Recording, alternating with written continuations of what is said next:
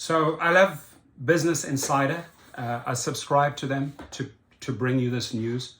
But sometimes I feel like they don't understand the entire picture. So when they say that surging gas prices are crushing the supply of gig economy drivers, that's forcing Lyft and probably Uber, not just probably, but definitely Uber and DoorDash to spend more to lure drivers back, right? So yes, that part is right, but to get these drivers back, it takes more than that, right? Spending to get drivers back, for example, at 45 cents per additional trip or 55 cents doesn't get drivers back, right? Drivers do the math. We're not stupid. We're on the street. We understand per mile, every mile you drive, every hour you drive, in these times, your gas prices are going to be, your gas costs are going to be through the roof. So yes, that's one of the reasons they are not getting drivers back, and they have to spend more, right? Spend more to get drivers back. There are numerous other reasons, right? Drivers are fed up with the pay. Drivers are fed up with the poor safety. Drivers are fed up with all the bait and switch and little algorithm tricks that are tried on them every single day. So many a times, if the math doesn't add up, bye-bye, goodbye, see you later, right? So oil prices jumped over $100 a barrel this year after Russia invaded Ukraine. That's in the gig economy companies scrambling to help drivers absorb high expenses. They haven't really helped us absorb those higher expenses. 45 cents and 55 cents is not help. It's an insult, right? So Lyft's comments on Tuesday suggest that these efforts have not been enough to keep drivers driving. 30% it goes down, right? Which is a good wake-up call. This is the time for Lyft and Uber to truly analyzing how did they F up, right? What do they need to correct this Titanic before it completely sinks, right? This is a really good shake-up for Uber, Dara Khosrowshahi and Logan Green at Lyft. Hey, listen up, right? You really need to address the core issues. Otherwise, it's adios drivers. Surging gas prices are causing havoc in the gig economy, with some drivers either driving less or not working at all. That's true. That was the worrying message from Lyft, the second largest US ride-hailing provider, when it reported results on Tuesday.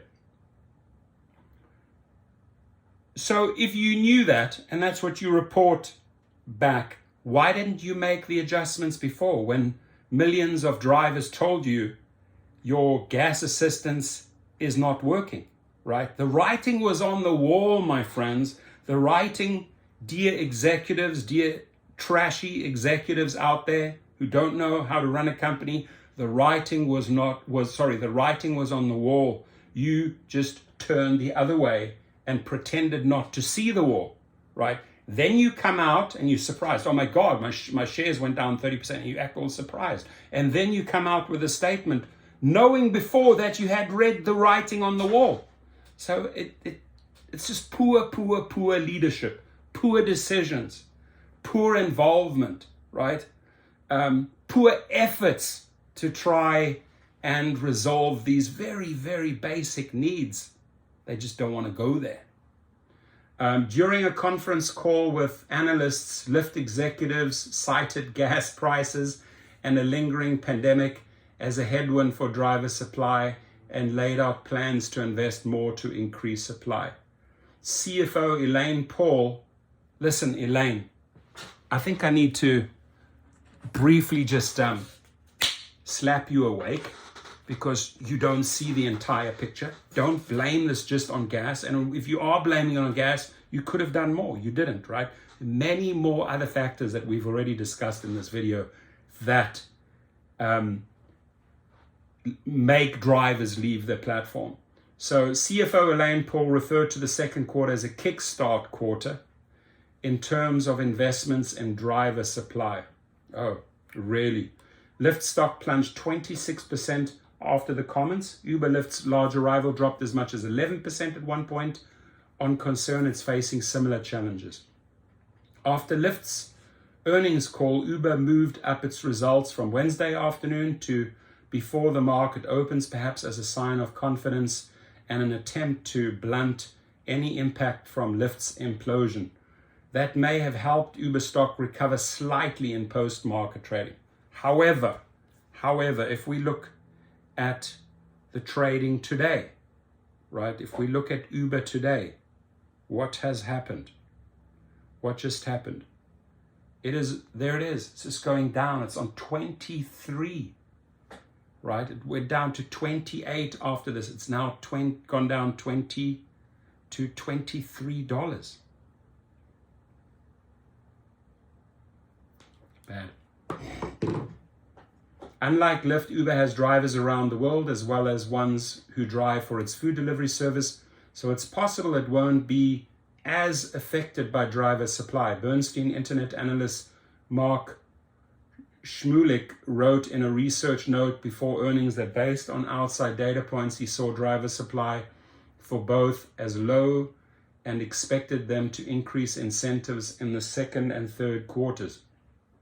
He noted that Lyft was in a worse position than Uber. Oil prices jumped over $100 a barrel this year after Russia invaded Ukraine. That sent gig economy companies scrambling to help drivers absorb higher expenses. In March, Uber, Lyft, and Instacart added surcharges to customer orders and passed that extra money on to drivers. DoorDash is giving drivers extra cash at the end of each week if they drive 100 miles or more.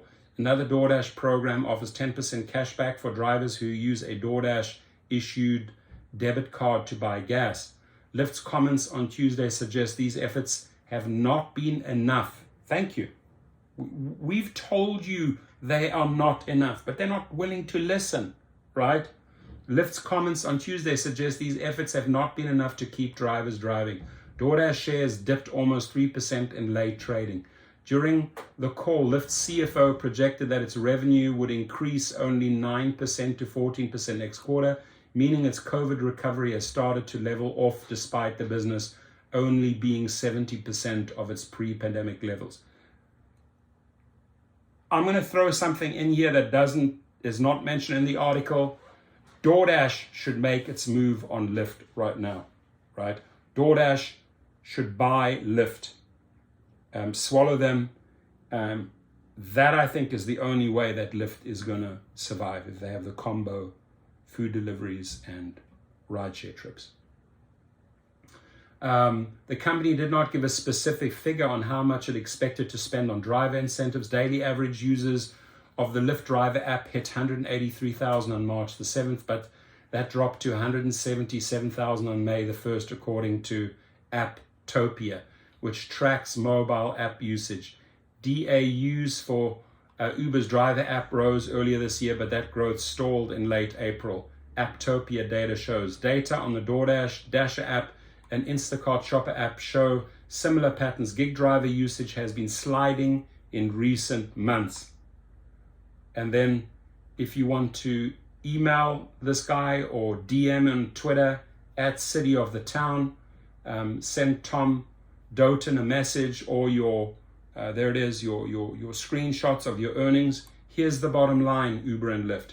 If you want these drivers to come back, you have to start addressing the serious issues, right?